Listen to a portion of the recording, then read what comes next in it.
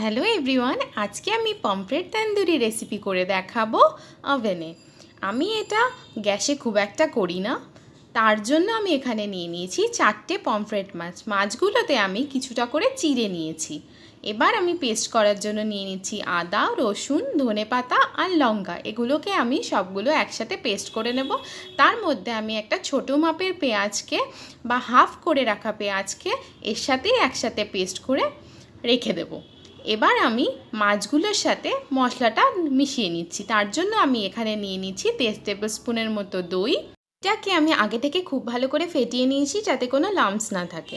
এবার আমি এর মধ্যে দিয়ে দিচ্ছি স্বাদ মতো লবণ। আমি এখানে হাফ টেবিল স্পুনের মতোই লবণ দিচ্ছি।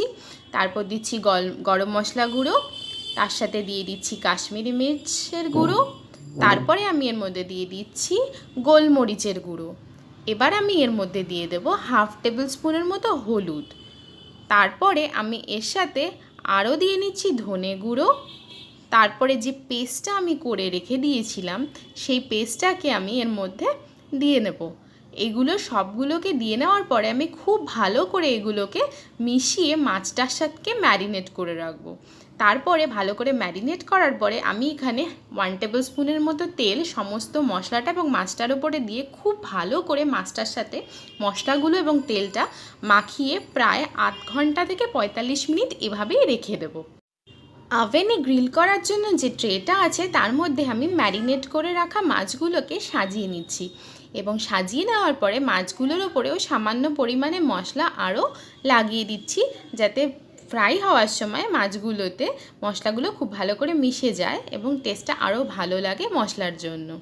তারপরে ভালো করে মাখিয়ে নিয়ে আমি এটাকে ওভেনের মধ্যে দিয়ে দেব। আমি এখানে প্রিহিট করে রাখিনি, আপনারা চাইলে প্রিহিট করে নিতে পারেন। আমি ফার্স্টে 10 মিনিটের জন্য দিয়ে এক পিঠ করে নেব। 10 মিনিট পরে দেখুন আমি বের করে নিচ্ছি। মাছটা অনেকটাই হয়ে গেছে, তাও আমি আরেক পিঠ হওয়ার জন্য একটু ঘুরিয়ে আবার 5 মিনিটের জন্য দিয়ে দেব। আমার এটা রেডি হয়ে গেছে, আমি এবার এটা সার্ভ করব। ওপরে লেবু চিপে সস দিয়ে দারুণ খেতে লাগবে। অবশ্যই ট্রাই করুন আর ভিডিওটিকে লাইক